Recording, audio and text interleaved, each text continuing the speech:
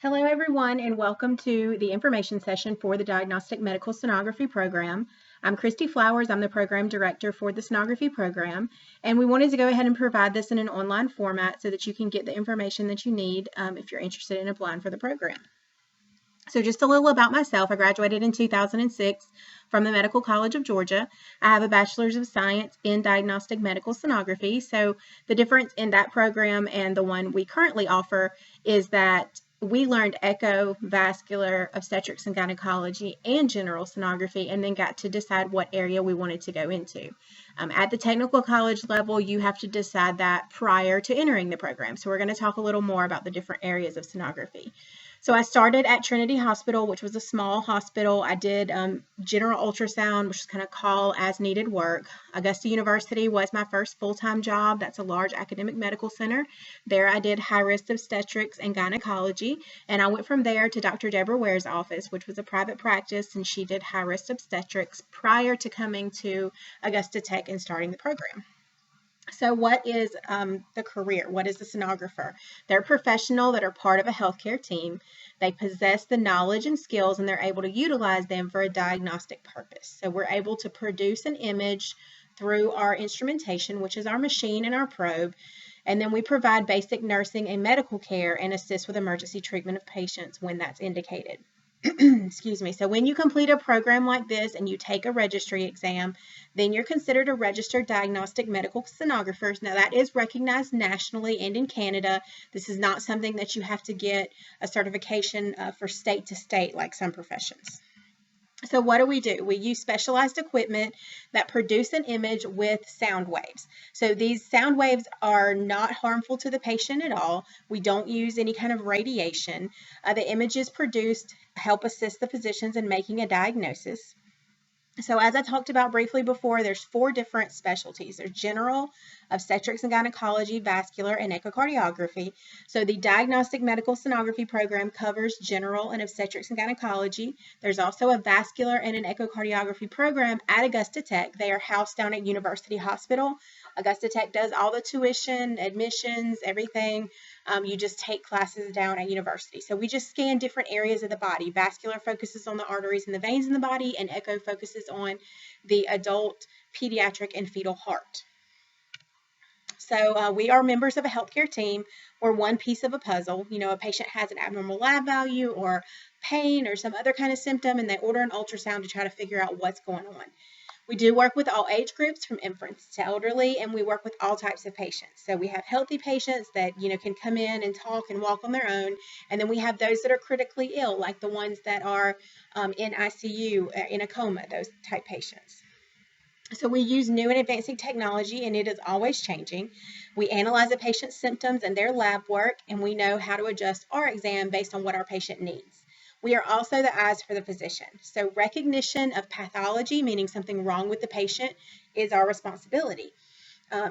If you're looking at pay and noticing that sonographers make a little more than other imaging modalities, this is why. We don't have a machine that does all of this for us. It is our responsibility to look at an organ, look at a fetus, and say, this is not, this is going on and it's not right. So it is our responsibility. We normally don't have a doctor standing behind us as we scan. It's our job to go in and scan and get the images and then present them to the doctor. So if it's missed, it's missed. It's not like the doctor's coming back in to scan. So after we do that scan, we provide an oral or a written summary to the physician. We receive patients from the waiting room, help with scheduling patients, and assist with office and clerical work. Now, if you work in a large hospital, a lot of times those things you won't have to do. If you work in a small hospital or a private clinic, you will have to do some of the scheduling and office and clerical work. They may ask you to do some of that. We do have to provide basic patient care, blood pressure, pulse, respirations, and temperature, and that is taught to you once you're in the program, and then being able to provide emergency medical care if the situation arises.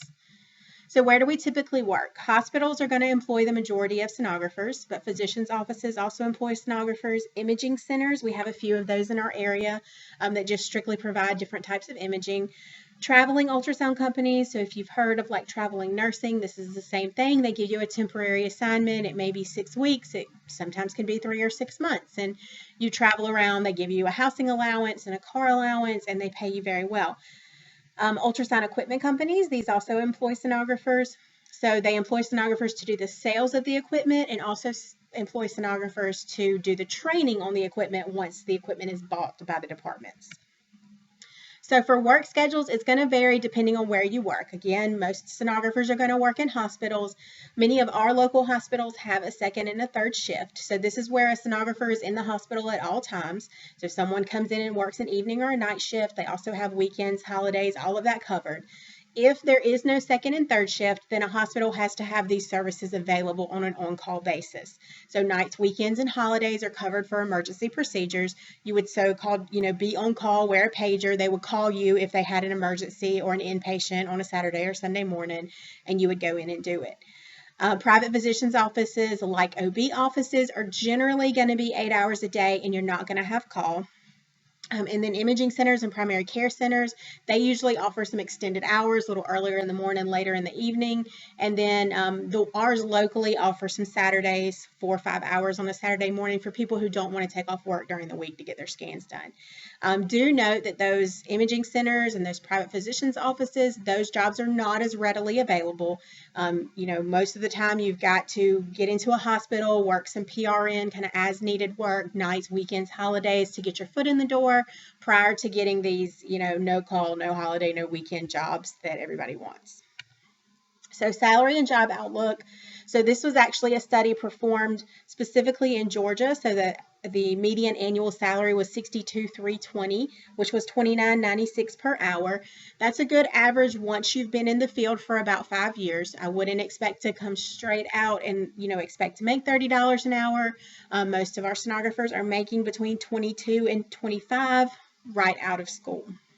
So according to the Department of Labor, there's a 24% increase in new sonographer jobs up until 2024.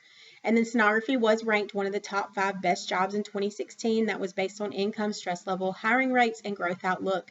And this was a CBS News report based on all types of sonography, all types of jobs, not just the medical profession. I'm going to see if these videos will work.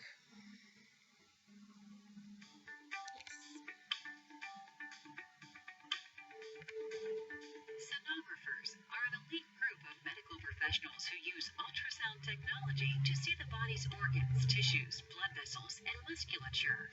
Sonographers are on the front line in the early detection and evaluation of high-risk pregnancies, women's health issues, cancers, heart defects, and arterial blockages.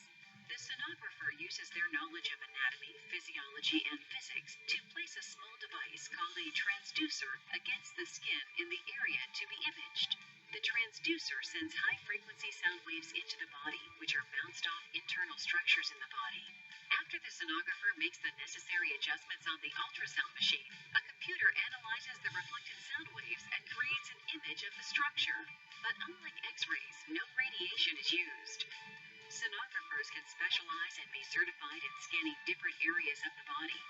Abdominal sonography captures images of the abdominal cavity. OB/GYN sonography focuses on women's health issues, including pregnancy. Musculoskeletal sonography concentrates on muscles, ligaments, tendons, and joints. Cardiac sonography evaluates the heart and its blood flow.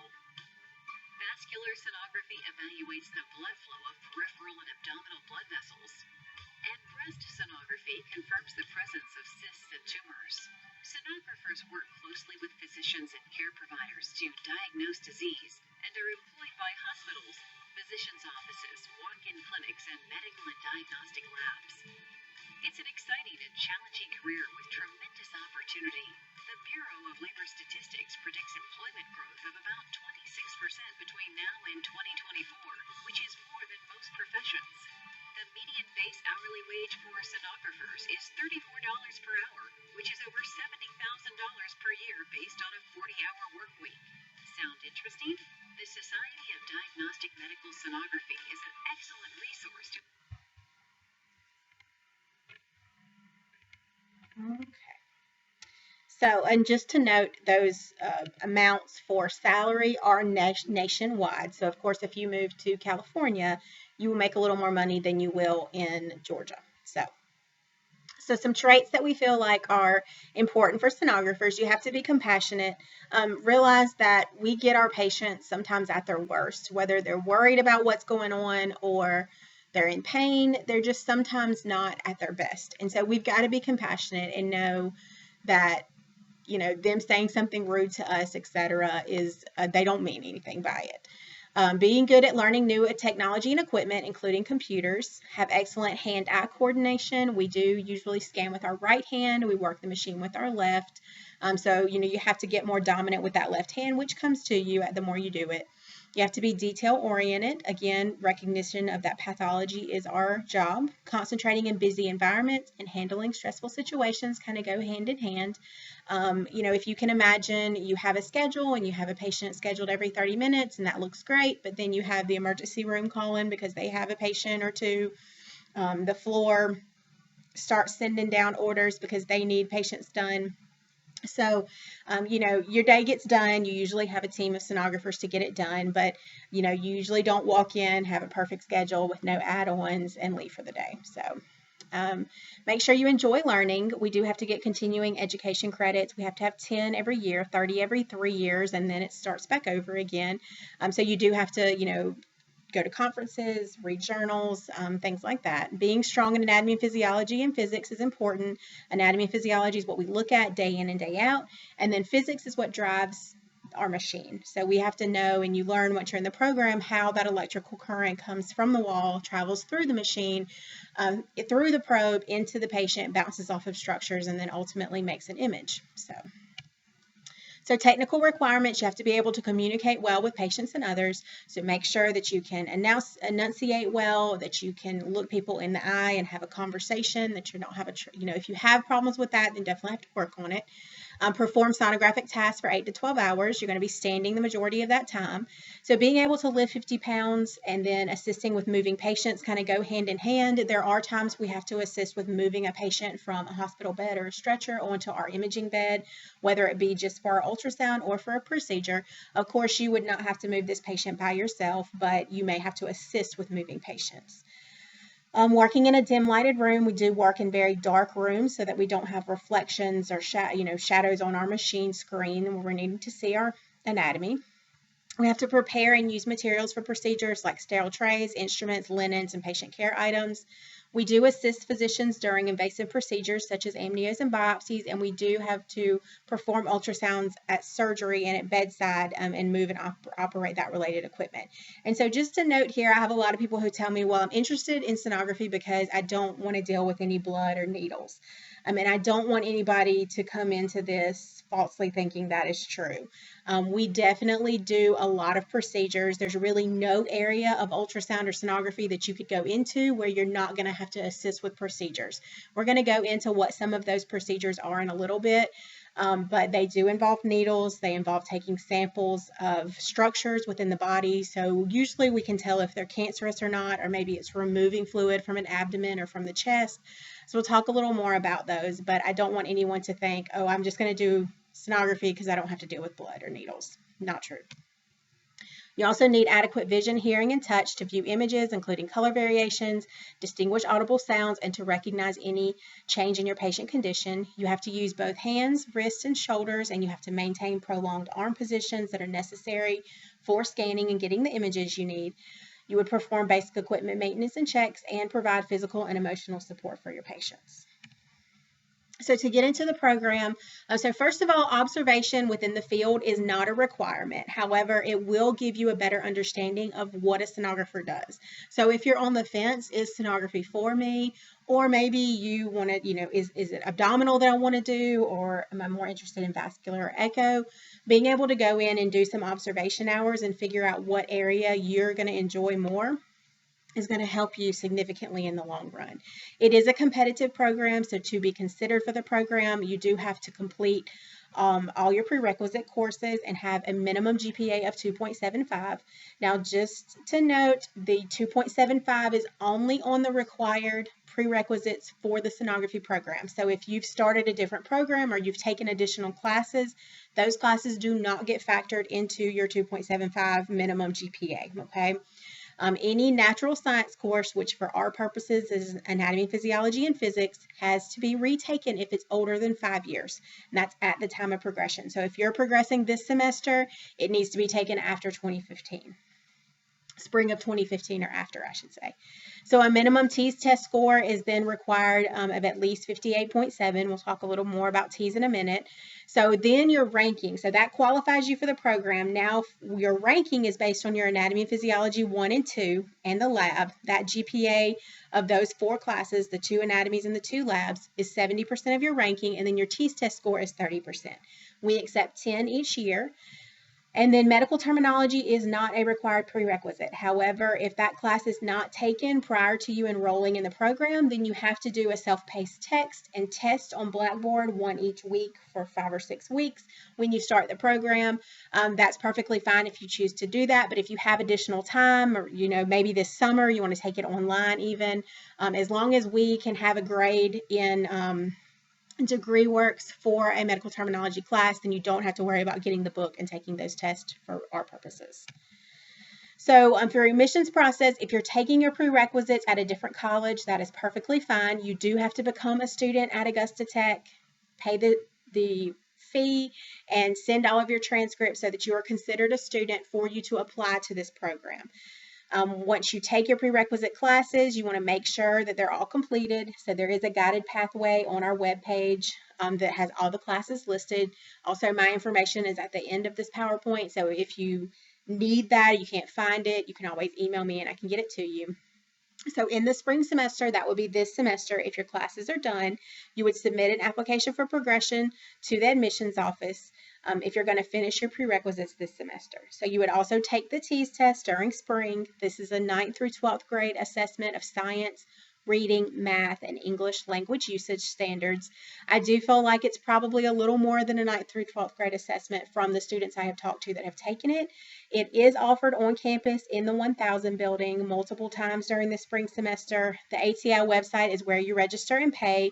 There are some study guides available. They are on ATI and through Amazon. Again, ATI is who actually proctors and makes the test. I have talked to students who said the ATI study guides and practice tests were more helpful to them than the tests that they got or the study books they got through Amazon. The TEAS can be taken twice during your ranking cycle. So basically our ranking cycle is August through May of whichever year you're applying, and you can take it twice. You've got to wait at least 30 days in between. And so for this year, the TEAS has to be taken and all transcripts submitted by May 29th. Now, we'll talk about TEAS dates in a minute. So here's some of the dates here. I do know that all the dates in February, March, and now April have been postponed. The May dates are still available, and my understanding is that they will be adding additional May dates so that we hopefully can get everybody in by that May 29th deadline. Do understand if something gets pushed back and testing is not able to be done, we will all get together for the program directors and the advisors and decide how we're going to proceed for admissions for this coming year. So some considerations before applying. This program takes a large amount of commitment, time, energy, and sacrifice. It's not worth it. The students are definitely stressed while they're in the program. I shouldn't say it's not worth it. I messed up there. It is worth it. The students are definitely stressed. But when they get out, we go into clinical sites and we see them working and the smile on their face. They're happy with what they're doing. They're glad they're making great money. It's all worth it in the end.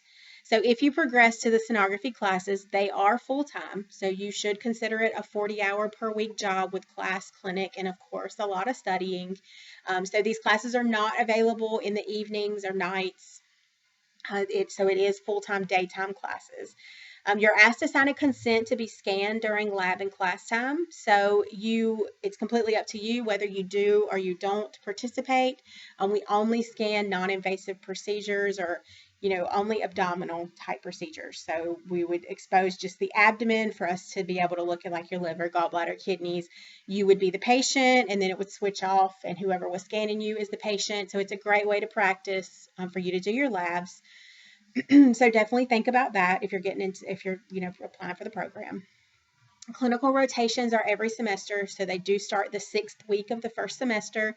The sites for clinic is located in Augusta, Evans, Aiken, Thompson, and then additional sites may be added that meet our accreditation guidelines. We do plan for students to rotate through all sites, so it's not like, oh, I live in Aiken, can you make sure I always go to Aiken? We can't do that. You definitely are going to be spread out in all of them. And then clinical rotations are generally 8 a.m. to 4 p.m. on the days that you have clinic. However, sometimes we have to do some 12-hour shifts. We had to do that last semester. We had a clinical site that backed out, and instead of telling a student that we couldn't take them, we decided to do a couple 12-hour shifts so the students could get all of their hours in. So you just need to know sometimes you have to be flexible with your schedule. Travel to and from the clinical sites is your responsibility. You must be able to perform all those technical requirements that we discussed. And then, so sonography is a profession where you have to listen to, receive, and then improve based on constructive criticism. So you're going to have your clinical instructors, myself, as well as Miss Milburn, who's the other instructor, telling you in lab, no, that's not the right way to do it. Let me show you the right way. Your clinical instructors, when you're in clinic, are going to tell you that you're not doing things right. And that's the best way that you learn with sonography, is to do it. Maybe you do it right, maybe you do it incorrectly this time, and then to learn and be told that's not right, let me show you the right way. So we've had a lot of students who've had issues with getting that constructive criticism, so please be aware of that. Protocols and procedures are a big part of sonography, so you've got to be able to follow set rules and have no issues with authority. Every organ that we sit down to scan, whether it's a liver, a kidney, a baby, we have a set protocol that we have to scan, and we've got to document all of those images in a set routine. Physics registry and a specialty registry have to be completed for you to be considered a registered diagnostic medical sonographer. Again, know that clinical situations can be high-stress environments. Students have to be able to maintain a high level of professionalism during those stressful times. Musculoskeletal work-related injuries are common in sonographers. Proper ergonomics is key. We teach you the way you should sit at the machine, how you should hold your arm, how you should hold the probe, so that we hope to instill some good habits in you so that you don't come up with injuries, but it is a possibility. And then the medical field is a service field. So you're there to help patients, and in doing so, sometimes you put yourself at risk. So there may be times that you are exposed to blood, other infectious material. Someone may have the flu and come in and not know it and cough on you. We do practice standard precautions, but we cannot minimize every risk.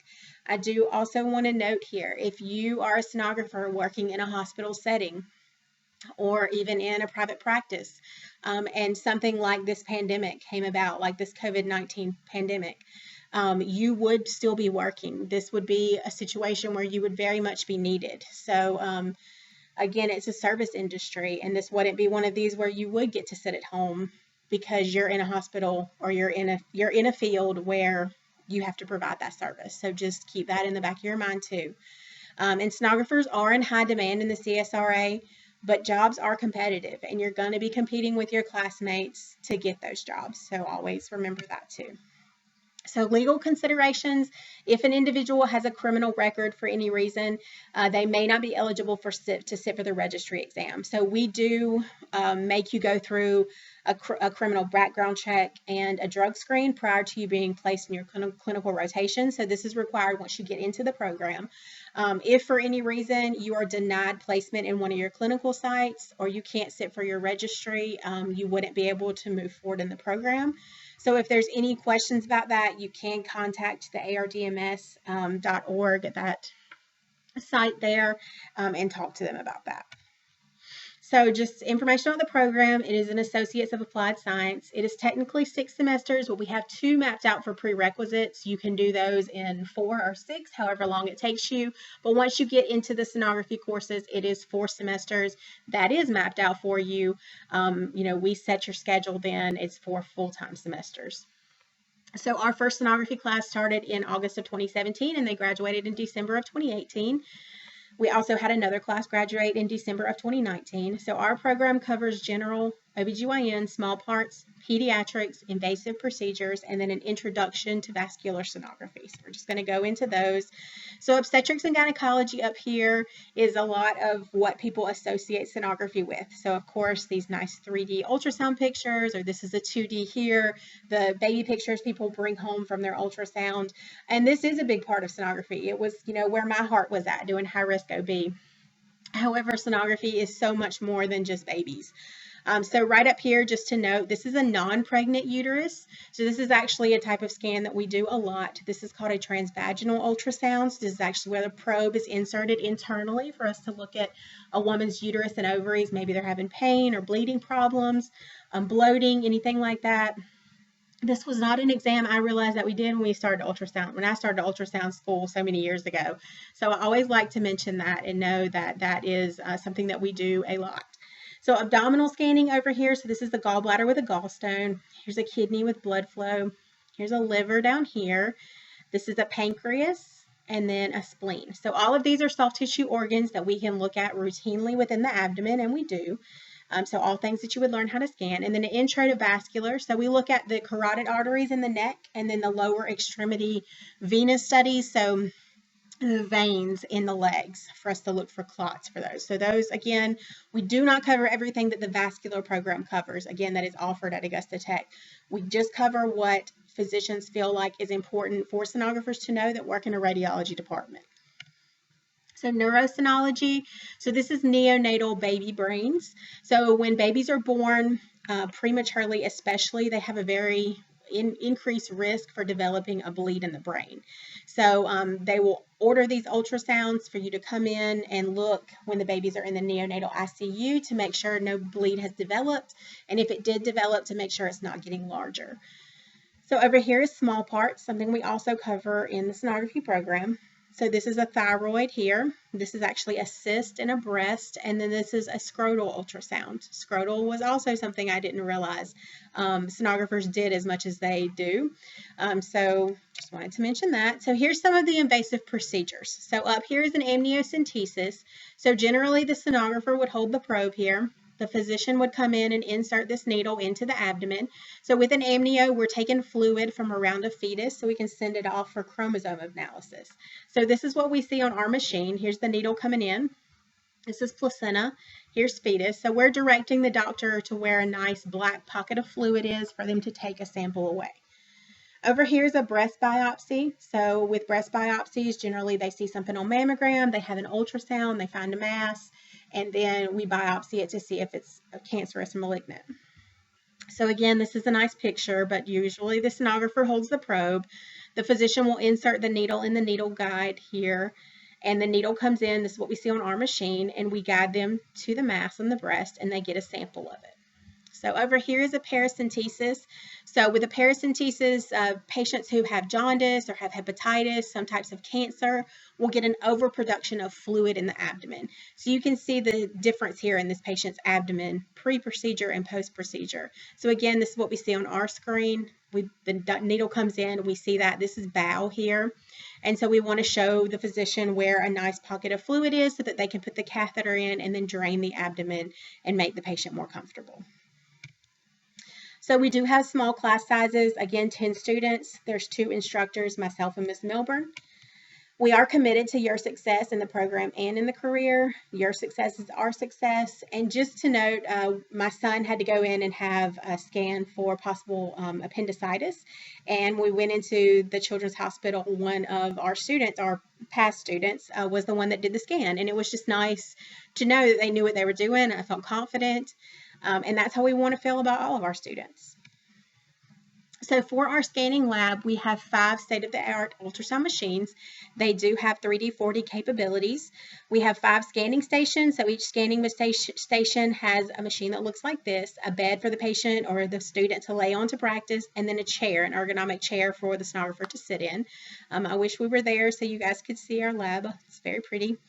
We have a transabdominal and a transvaginal simulator by Metaphor. So again, we don't practice anything invasive in lab. So breast sonography, transvaginal sonography, scrotal sonography, all of those are done on our simulators or on what we call phantoms, which are like dummies that we get to scan.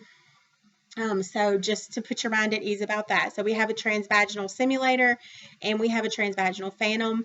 We have a neonatal head, second trimester OB, and then a scrotal phantom to practice on.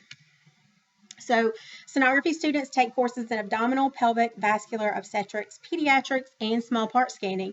So all of those classes have scan lab time built in, and they actually have more scan lab hands-on type learning in each class than they do lecture time. So sonography physics, sectional anatomy, and specialized procedures are also taught.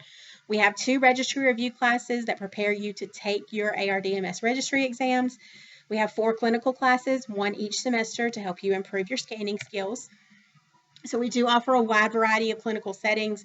We have private offices, we have imaging centers, we have small hospitals, we have large hospitals, so that you can kind of see all the different areas and decide what area you would want to be in.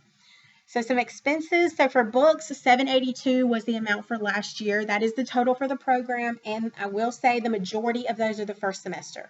The textbooks that you get the first semester kind of carry you throughout. You do have to buy some review books for your physics exam and for your specialty exam, but the majority of those books are the first semester. You'll need 4 sets of uniform scrubs. They're approximately $250. General school supplies, whatever you feel like you need for your classes, folders, however you organize your paperwork. You will need a jump drive or a thumb drive. That's how you save the images that you do in lab to turn them in Blackboard. Your liability coverage is $6 per semester, and that is added to your tuition if you're in an allied health program. Your criminal background check and drug screen that I spoke about is approximately $100. I think it was $95 this past year. Immunizations and physical exams. So you do have to have proof of all your immunizations, or you have to go to a physician or health department and get titers drawn to make sure you don't need any booster shots. You do have to have health insurance. So we have to have proof that you have valid and active health insurance when you're in your clinicals. So do keep that in mind. A TB skin test is required. Your physics exam, which is also called your SPI exam, that's in the second semester. That's $200. And then your specialty exam is in the 4th semester, and that's $250. You do have to have CPR through the American Heart Association. Electronic clinical record is $98 per year. It does cover you through the full 16 months you're in the program, so you won't have to pay that fee twice. Your clinical travel to and from clinic is your responsibility. And then there may be some other costs listed here. I have tried to list everything, but there may be others. So this is just how we figure up our tuition. So our semesters are either 12, 13, or 14 hours when you're with us. So this is your total amount for tuition while you're in the program. So here's one last video, and then I'll give you all the contact information.